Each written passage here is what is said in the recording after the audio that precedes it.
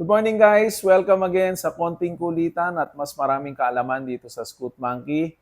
Now, ang episode ngayon is for this new product na nilabas natin, yung Race Boy na panel gauge para sa ating Vespa Sprint and Primavera. Now, eto, TFT gauge na. TFT gauge, maganda nung startup niya. Open mo yan, di ba? Para siyang sports car. Ganda. Ito, andito na lahat. Andito ang gasoline gauge mo, yung battery gauge mo, kung gaano pa kalakas yung battery. May option siya for TPMS, may para mabasa mo yung front na PSI ng gulong mo at saka yung rear. And then, of course, lahat na ng features andito, pati yung temperature. Outside temperature to. Yung nakalagay na yan. Yan. And then yung time. Now, isang key features na maganda dito, meron siyang sariling app, and then meron din siyang navigation na sarili. Connected siya. Malalaman mo kung connected na yan sa'yo. Yung Bluetooth na sign, makikita nyo dyan. Yan. So, for example, navigation. Hanap tayo sa map. For example lang, pupunta tayo ng, halimbawa, Robinson's Magnolia. Press natin yung Robinson's Magnolia. And then, press go. Tuturo na niya sa inyo yung navigation kung saan. And may voice prompt din to. So, kung connected ka sa Cardo, maririnig mo rin siya kung saan yung direksyon na itinuturo niya.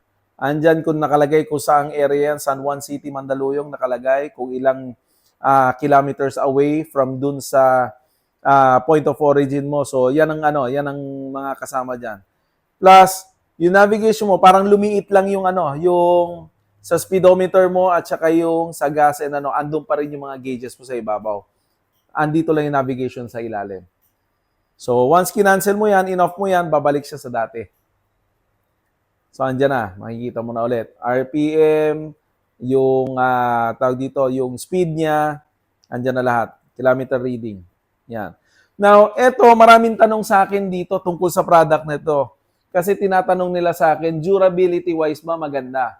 Kasi ang problem with this one, pag mga TFT gauge, ang nangyayari kasi pag nabibilad ng matagal sa araw, nagkakaroon ng nasisira yung LCD display. It's either nagkakaroon ng parang rainbow o nagkakaroon ng mga stripes na linya na ganon. So, this one is torture tested. We've been testing this product for 3 days now. Binilad ko siya sa araw ng binilad ko sa araw siya ng 3 araw.